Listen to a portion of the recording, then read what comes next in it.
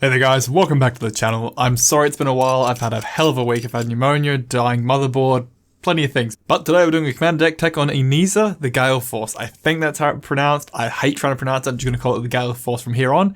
We're the Jin commander, we're 4/4, we're in blue-white with 5 mana, with flying, pay 3 with hybrid blue or white. Attacking creature with flying get +1/+1 to end a turn. Okay.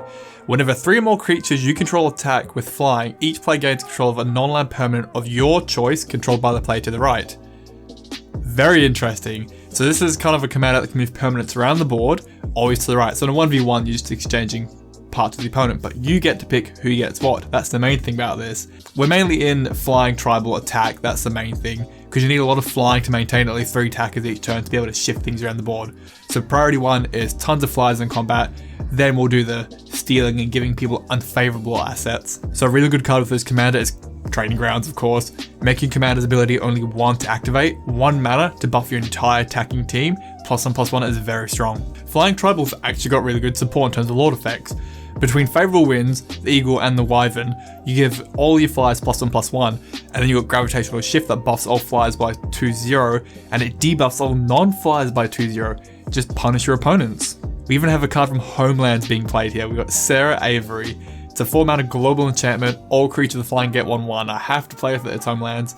And of course Alice Norn. She doesn't fly herself, but I love her artwork. And the +2/+2 on your board and -2 on theirs is just too good to pass up. We've also got a ton of flyers that can protect our board state. You've got the Sky Bonder, making it cost 2 more for your opponents to target our creatures with flying. Kira the Great Glassspinner makes the first target get countered. You've got the Skyblade here, which you can alternate cost by tapping down 4 other flyers and 1 white mana, giving all your flying creatures indestructible. Good luck dealing with that. You've also got good defense in this little flying tribal. Or we can also go Archetype of Imagination, make sure all our creatures always have flying, all their creatures lose flying, chuck in Magus of the Moat, then creatures without flying can't attack, their creatures can never attack, they can never block because we have flying. We just kind of lock their creatures out of combat and you start attacking the player directly. We've even got a little bit of token production here. The tokens are good to fill up the board presence and they can help enable having like 3 flyers attack so we can start shifting things from our opponent to us. You got Emiria Angel, landfall, we make a 1/1 bird token. Fairy Formation, you can spam it, 4 mana, create a 1/1 blue fairy token with flying, and draw a card. Remember, Training Grounds is in the deck because of your commander, so 2 mana, make a token and draw a card. Suddenly it's not bad. And then you got Battle Screech, which at 4 mana creates 2 tokens, but with this flashback. Most games you can do it straight off the back of it, so hopefully for 4 mana you get 4 tokens. You got the Migratory Route, which 5 mana, create 4 bird tokens, or you can cycle it away if you have to. We've even got reduction in our little flying tribe here. You've got the Warden and the Watcher, both making our flying creatures cost less, and the Watcher himself can get pretty big based on how many flyers are entering the battlefield. And we've even got kind of like a taxing theme within the flying tribe. You've got the Sunwing, makes our opponent's creatures enter down tapped. The Aven Mind Sensor restricts people searching the top 4 of the library only. We don't really search in this deck, so not a thing for us. Hushbringer. Now if you're going to cut a card, you would cut this one first. It stops creatures entering the battlefield triggering abilities like ETB effects. Doesn't really impact us too much, we only have a couple in the deck. Again, most decks will get hurt a lot more than we'll get hurt, but if you do want to cut it, that'd be the first thing to do.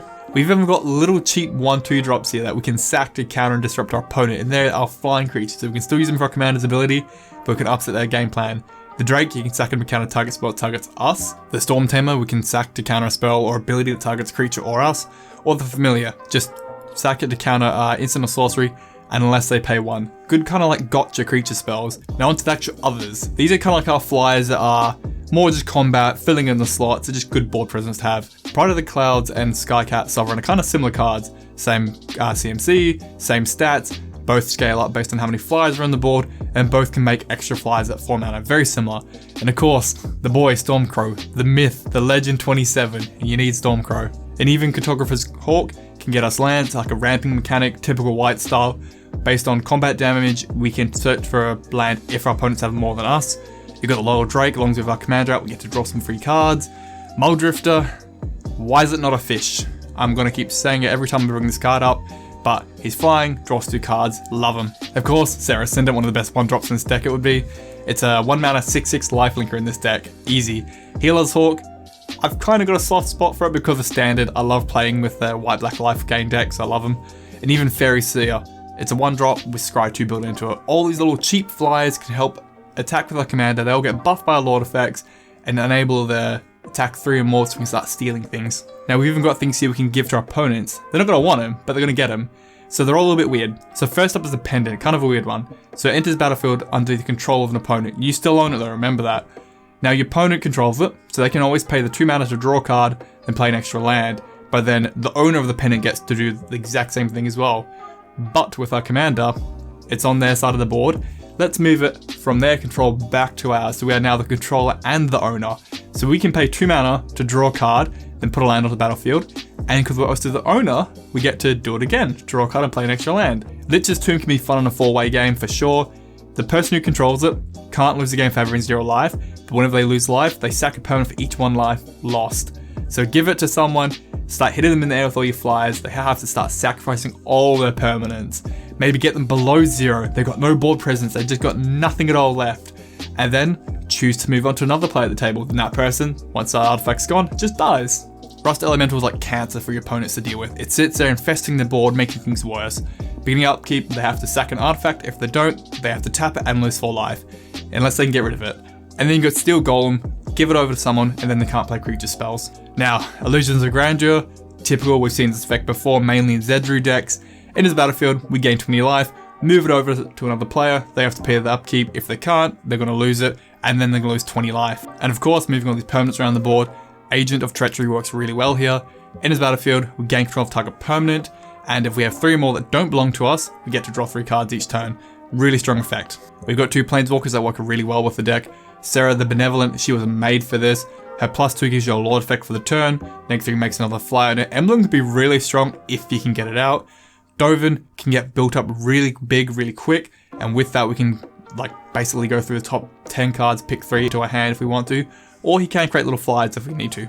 Now just general supporting themes to the deck, nothing to do with the flyers, but just work well with it. Bite and Thassa, for creature deals combat damage, draw a card, and you can bait your opponent to attacking. Use your big fat buffed up Lord effect creatures to just kind of crunch their creatures in combat. Smothering Tithe, what a staple that's become a commander, you have to run it, gives you a good ramp. Winged Words, it's a good draw spell with a reduction built in thanks to flyers. Of course, both our booty setter mainly protects your commander and your other favourite creatures on the board. Counterspells, I've just run a couple that I like. I'm blue, I'm going to run Negate, Mana Leak and Counterspell, just kind of a general safe net there. But Render Silence, I love just going silence and just stopping people on the board. Now removal, 2 board wipes, Supreme Verdict and Wrath of God are great in the deck, can't really go wrong. If you want to, Cyclonic Rift is a thing, but it's expensive. I'm not running it really right now. As for actual more direct removal, Path to Exile, Talk to Plowshare, typical removal of Commander. I do like my enchantment removal, Detention Sphere, Oblivion Ring, and Banishing Light. Get any non-land permanents we don't want to deal with, artifacts, enchantments, other planeswalkers, just catch-all term there. Gust of Wind is a bounce effect for non-lands, but has a reduction and draw built in thanks to flyers, and just good old disenchant. Mana Rocks, for actual colour, we're running our Signet, we're running both our diamonds, the marble and the sky, just a little bit of colour there. And for more fast ramp, we're running Sol Ring, Thrain Dynamo, and Thought Vessel. Now Thought Vessel, because we can draw quite a few cards, so we don't have to ditch them if we have to. Onto the lands, we've got the Moorland Haunt, which we can actually clean up our own graveyard to get flying tokens, so another way to generate them. Celestial Colonnade, it's expensive at 5 mana activations, but it hits like a bus. It's a 4/4 flying vigilance. Put all your Lord effects on top of it, and just crunch people. Now the Nexus lands. People might hate me on this, but they work quite well. They are cheap to activate, they become another flyer to get to your commander's 3 or more attacking ability, and Ink Moth. It has an effect. It could be another way to win if you had to. If the game was stalling out, you needed another way to kill people, could be an option. Don't forget the Lord effects will buff it when it animates, or you can use a Blink Moth to give it a little bit extra buff too. Just going on normal lands, Command Tower, Wreck Tower, just normal things. Evolving Wilds to get our basics out like Terramorphic as well. For colour, I've gone more simple, don't need anything fancy here. Glacial Fortress, Port Town Temple, Irrigated Farmland, the Prairie Stream, the Nimbus Maze, and our 2 life gain lands. Nothing here more than a couple bucks, just cheap, good lands, give all the colours we need. You don't need shocks, you don't need fetches, you don't need anything crazy like that in this kind of deck. As for the basics, we run 9 and 9 of each colour, we're keeping it just dead 50-50 nice down the middle, simple deck to run. Alright, so that's Inisa, it's a very fun commander. You're kind of doing a primary objective, which is all about flying combat here, but as a secondary objective, we're going to move permanents around the board, kind of stealing them in a way, we're giving them things, hopefully unfavourable things, at worst just give them lands, that way you're not really getting a disadvantage on yourself. But it's a really cool commander, especially in multi-way. definitely multi-way. My favourite thing with this commander definitely is Lich's Tomb. I love the concept of whoever's got it is absolutely cursed. They're locked away, they're in the tomb. Every life they lose, they are losing their board presence, and at a fast rate too.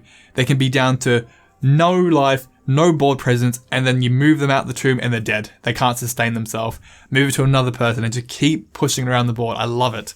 Alright guys, let me know your thought. Is this going to be a good competition for Zedruu? I know it's not a gift-giving deck as hard as him, but you're definitely in the same ballpark there. So let me know your thoughts, and I will put the deck list down below on Tapped Out, of course. And have a good one. Goodbye. If you guys enjoyed that video, give it a like. Helps out the channel a lot, gets it through YouTube's algorithm. And please consider subbing. About 10% of my viewers are subs. And let us know, what unfavorable gifts would you want to give to your opponents in the game? To my patrons, thank you for your support and being patient. I've been off for about 8 days. I had pneumonia, like legit. I thought I had the dirty virus, the one we can't say. Thought I had that. Nope, had pneumonia. And my motherboard died, so I was a pain in the butt. So I'm back up and running, hopefully.